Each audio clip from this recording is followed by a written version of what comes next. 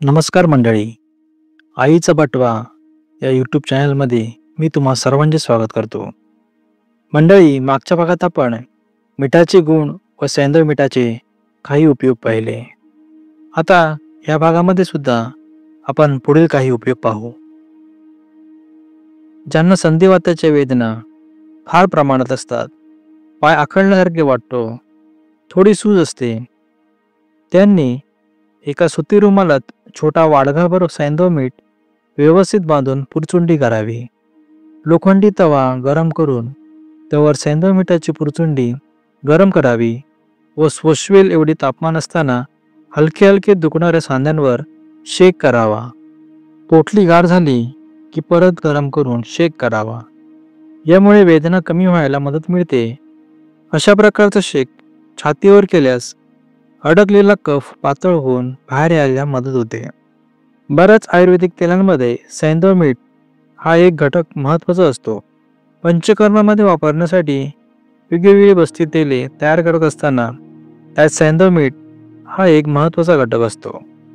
सैंधव मीठ कोष्ठात असलेल्या दोषांचे विलयन करून त्यांना शरीराबाहेर फेकायला मदत करते. मुख्यत्वे लेखन करणाऱ्या बस्त्यांमध्ये सैंधव मीठ नक्कीच वापरले जाते. यामुळे वजन कमी व्हायलाही मदत मिळते. तसेच कोलेस्टेरॉल वाढले असल्यासही याची मदत होऊ शकते. हे समुद्राच्या खारट पाण्यापासून तयार केले जाते. प्रत्येक ठिकाणच्या वातावरणानुसार हे मीठ बनवण्याची पद्धत वेगवेगळी असते. पाण्याची वाफ बनवून उरलेले मीठ शुद्ध करून समुद्र लवण बनवले जाते. आयुर्वेदानुसार हे मीठ लघु, हृदय, केस पांढरे करणारे, शरीरात दाह उत्पन्न करणारे, शरीरात अशुद्धी उत्पन्न करणारे, पित्त वाढवणारे, कफ व वात कमी करणारे, अन्न पचनासाठी मदत करणारे, अन्नाची रुची वाढविणारे असते. हे मीठ सैंधव लवणापेक्षा थोडे उष्ण असते. समुद्र लवणामध्ये सोडियम क्लोराईड बरोबर मॅग्नेशियम, पोटॅशियम, कॅल्शियम व सल्फेट असतात. सध्याच्या काळात याला सी सॉल्ट असे म्हटले जाते व बहुतांशी घरांमध्ये हेच मीठ वापरले जाते. समुद्रातून येणाऱ्या मिठाचे उत्पादन सोपे असते व त्याची मात्रा जास्त असते. त्यामुळे सैंधव लवणापेक्षा हे लवण स्वस्त असते. सध्या अनेकांना केस गळतीचा, केस लवकर पांढरे होण्याचा त्रास असतो असे दिसते. तसेच सध्या त्वचाविकारांचे प्रमाण वाढलेले दिसते. हे त्रास समुद्र लवणाच्या अतिवापराने वाढत असल्याची शक्यता आहे. आहारात शक्यतो मिठाचे प्रमाण कमी असावे. एखाद्या पदार्थात गोडवा जास्त झाला तर तो पदार्थ खाणे फार अवघड नसते, पण पदार्थ अति खारट झाला तर खाणे अवघड जाते. पण खारट पदार्थ जबरदस्तीने खाल्ला तर उलटी होण्याची शक्यता असते. आयुर्वेदात केल्या जाणाऱ्या वमन प्रक्रियेसाठी मिठाचे पाणी अखंड प्यायला सांगितलेले आहे, जेणेकरून वमन होणे सोपे जाते. सौरचल रंगाला काळे असते व त्याला विशिष्ट वास असतो. सौरचल नैसर्गिक व कृत्रिम अशा दोन्ही स्वरूपात मिळते. हे मीठ पोटासंबंधित तक्रारीमध्ये उत्तम असते.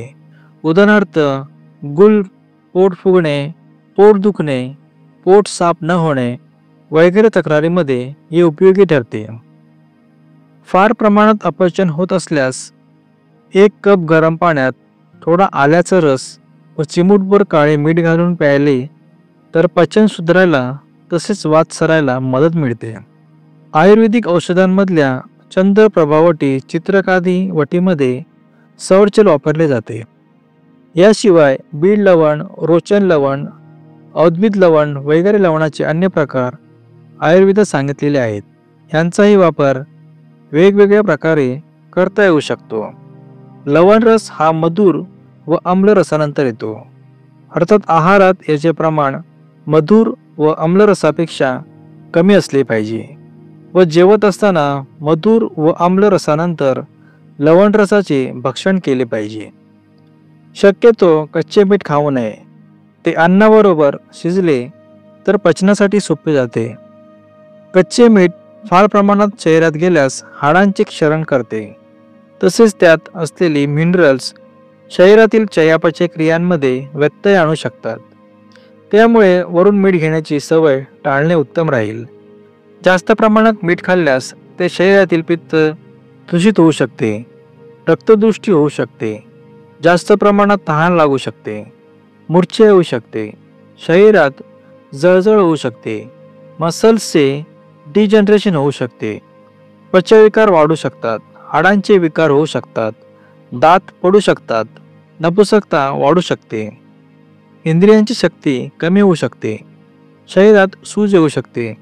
त्यामुळे शक्यतो प्रत्येकाने मिठाचे प्रमाण आटोक्यात ठेवलेले बरे. चिमूटभर मीठ आहाराला चव देते, आरोग्यदायी असते.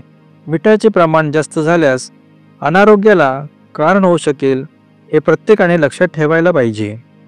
तर मंडळी, ही दिलेली माहिती तुम्हाला कशी वाटली ती कमेंटमध्ये नक्की सांगा. लाईक करा, शेअर करा आणि अशाच उपयुक्त माहितीच्या व्हिडिओसाठी आमच्या चॅनेलला सबस्क्राईब करायला विसरू नका. पुन्हा भेटूया पुढच्या व्हिडिओमध्ये. तोपर्यंत स्वतःची आणि कुटुंबाची काळजी घ्या. धन्यवाद.